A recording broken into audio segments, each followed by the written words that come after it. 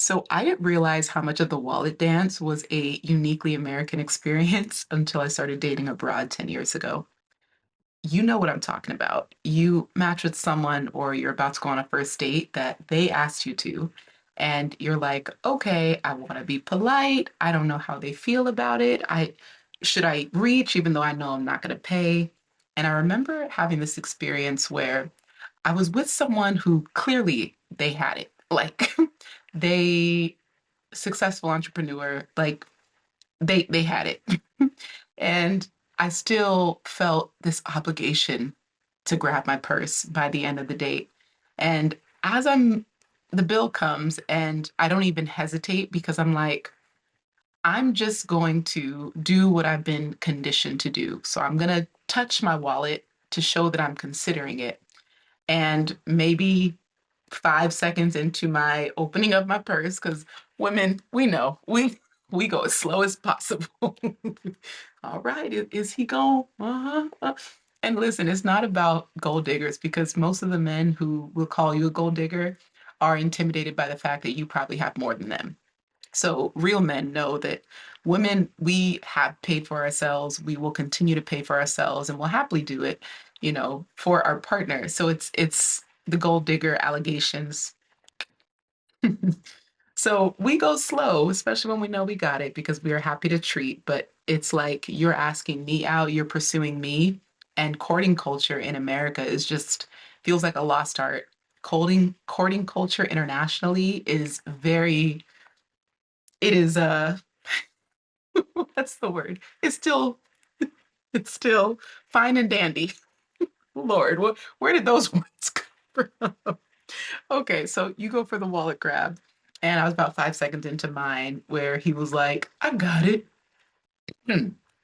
Eh, sorry. Hey, yeah, yeah, I got it. Hey, don't worry about it. No, that's horrible. Let me try one more time. Yeah, I got it. Yeah, don't worry, I got it. All of those were very off. But he covers the bill, and we are walking back to the car. No, maybe we're just going on a walk after we eat.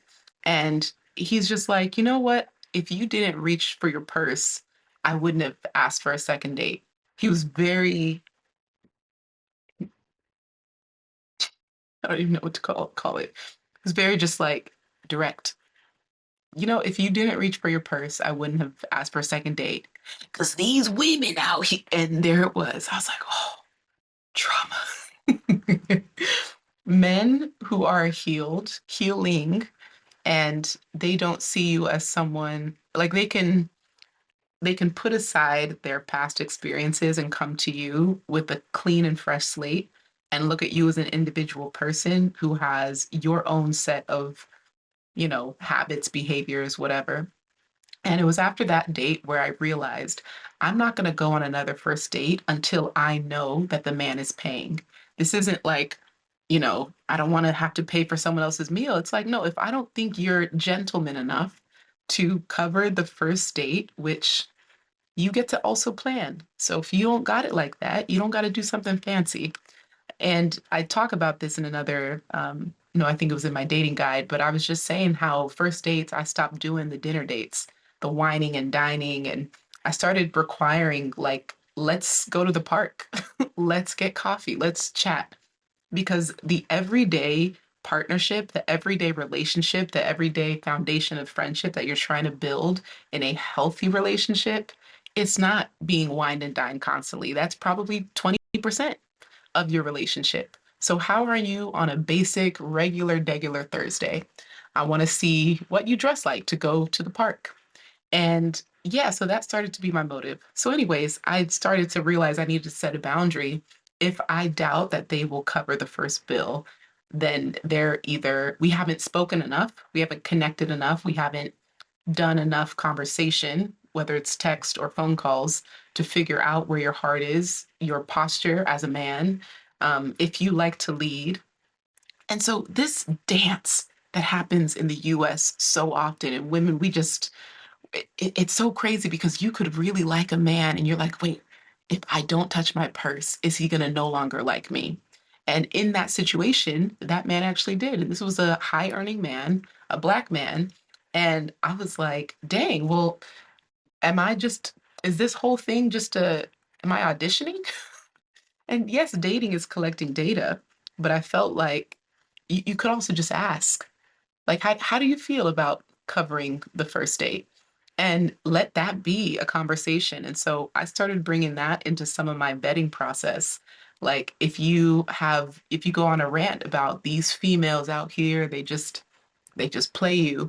And if you have a record, I'm speaking to men here, if you have a record of being played by the same woman that, you go out with them, they get a free meal, and then you never hear from them again, that vetting process of their intentions, that has to be deeper. And the same goes for us women. If we're vetting men and, they go on a date with you and let's say they get to home base and then you never hear from them again, we have to vet better. We have to recognize when a man is just in it for the quick intent, not even intention, the quick payoff versus the long game. And here's the thing about dating apps as well that we have to realize everyone is on there for some sort of connection. Many people, it's just physical, and that's their thing. But for those that are actually looking for a long term partnership or healthy companionship, like you can find those people. It might be one out of every 100 people on the dating apps, but there is an incredible um, pool of people that you can select from.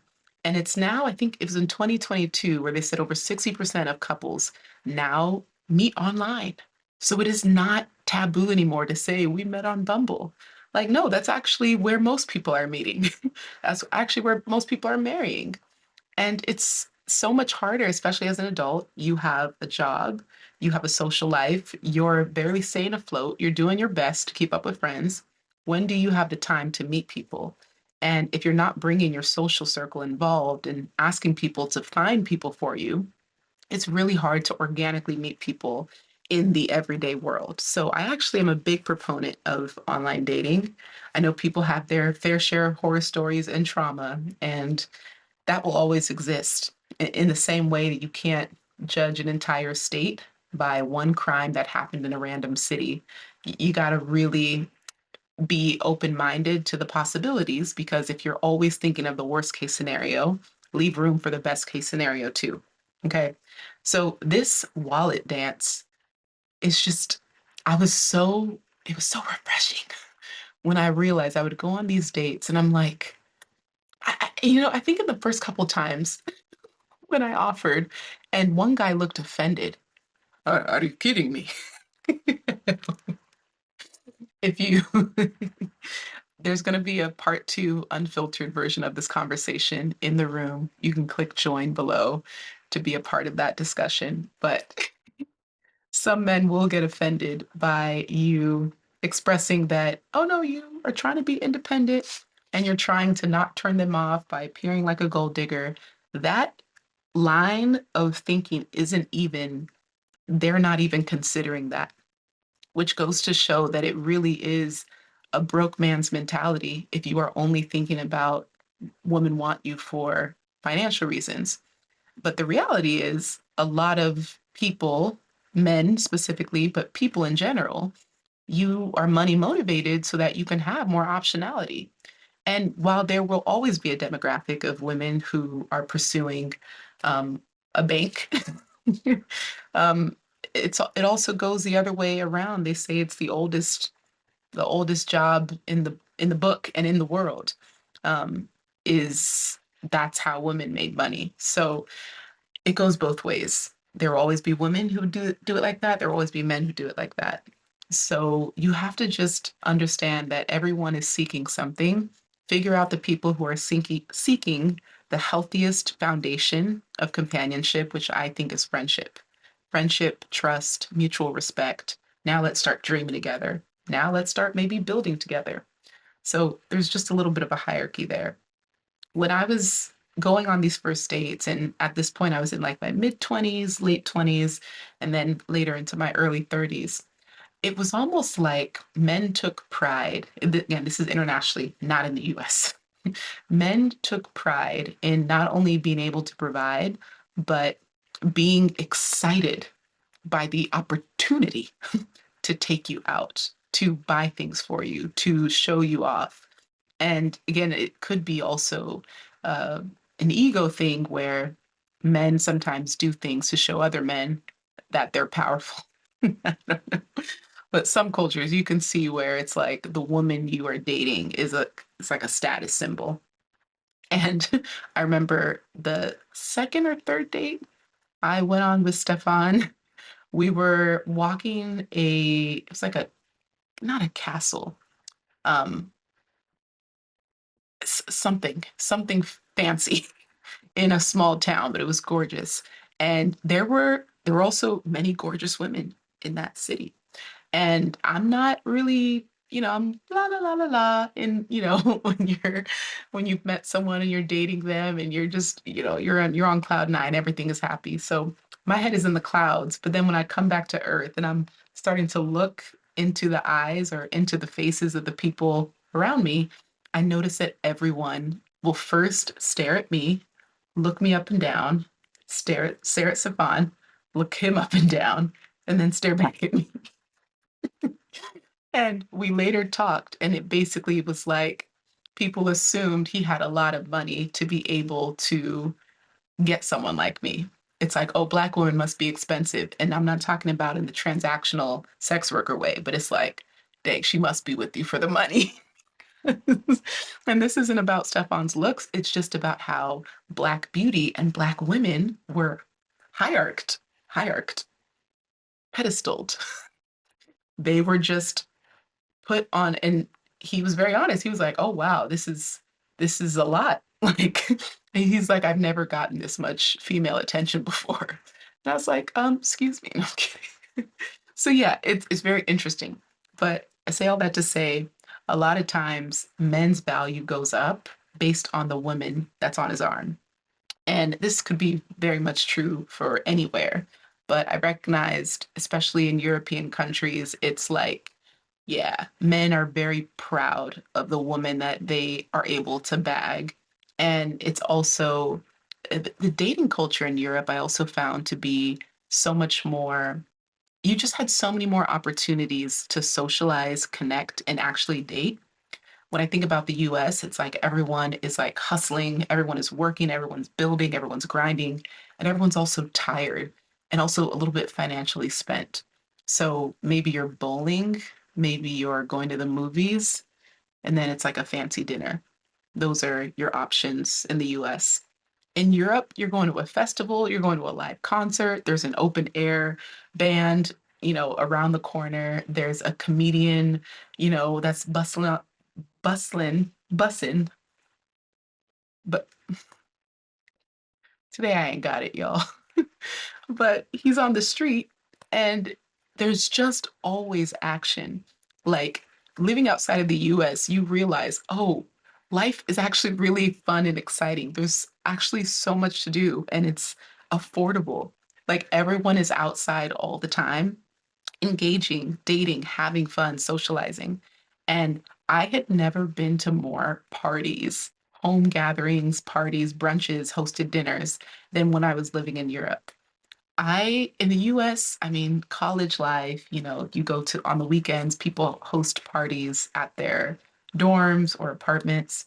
But in Europe, in different countries, like people would just be, you would meet them, I don't know, 2 days prior, and they were like, yeah, come over. I'm having friends over for the weekend. And you go into their flat because that's what it's called in Europe. A flat is an apartment.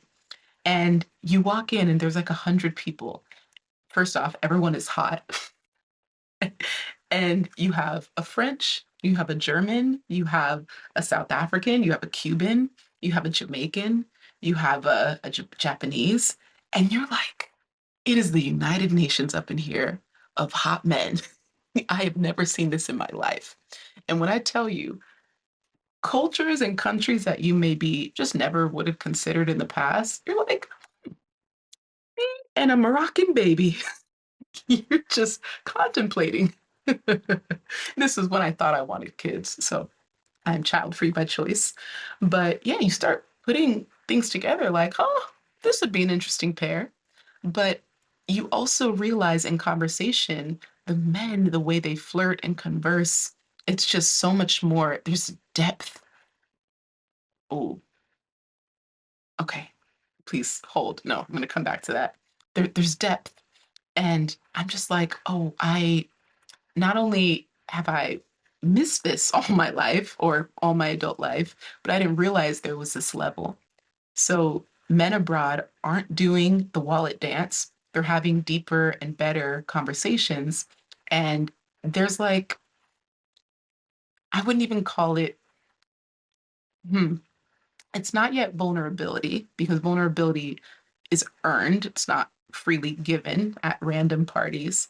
But there is this almost like compersion, this joy in seeing you happy and this shared understanding of like, you're doing the best, I'm doing the best. And let's put our efforts together and see what can come from it. Like, just that sounded like a sexual innuendo. It wasn't. It wasn't. But you find that men who live outside of the US grew up, whether they have history of being from a war-torn country or they had to fight for their independence, in the last 100 years, or they are ethnically ambiguous, or they are first, second generation of that country, let's say British. So much more nuance, layer, interest, intrigue. I was almost tired of always being the more interesting one in my relationship. Like, yes, I'm doing a lot, have big dreams, passions, and goals. And I do have a very unorthodox life, but I also wanted the man that I was dating to also be interesting because I think a lot of women have this issue where we feel like we are the teachers, the nurturers, the caretakers. We're all these roles. And it's like, we just want to learn from a man. Like, we want to be able to sit under a man and just like soak in the wisdom. Again, that sounded very sexual, but I'm being serious here. Like, you want to just feel like you are learning from what they have spent years or decades investing their time and knowledge in. So, yeah, there is all of that with the dance, the intrigue, the energy, and even the charm and how they handle you. And when I say handle, this is like, they meet you and they know how to, there's the two cheek kisses or the three cheek kisses. There is this charm and charisma about, um, I don't know, you're about to, I don't know, step down a level and they'll put their arm out and just like, oh, and I'm like, this is because they don't make them like that in the US. You're just not used to these chivalrous behaviors, and you're kind of thrown off, but also like, whew, it's hot in here. Opening doors, very common. Like all the things that you see in the movies, you're like, yeah, yeah, right. That doesn't happen anymore. It very much does in many other countries. So you just have to be open. And for those that are like wanting to date abroad, you will be surprised at what you learn about yourself. And I think you're also going to find that who you think you're going to marry or be with is going to be completely opposite of who you end up with. So just wanted to offer that to you. Okay, part two of this conversation is inside of the room, so you can click on join below. I talk about the 5 men that are the most charismatic, let's say that, most charming, but also have, I think, they are the best trained in the world. And I think whether you are dating for a good time or a long time, I think you will enjoy being in these countries. Okay? Thank you for watching. I hope you enjoyed that. If you're new, if you don't know, my name is Glow and I make videos every single day. You can check here for yesterday's video, which opened up a whole can of worms. And if you are curious about other topics like this, please join me in the room because I will be talking about the dating app journey, some of the countries where I had the worst dates, some of the countries where I had the best dates, the men that I think are the worst that you should avoid at all cost. And yeah, just things that I can't really share on a public forum. And I'm excited to just finally have a safe space to have these conversations because I know y'all have been wanting them. All right, I will see you tomorrow. Bye.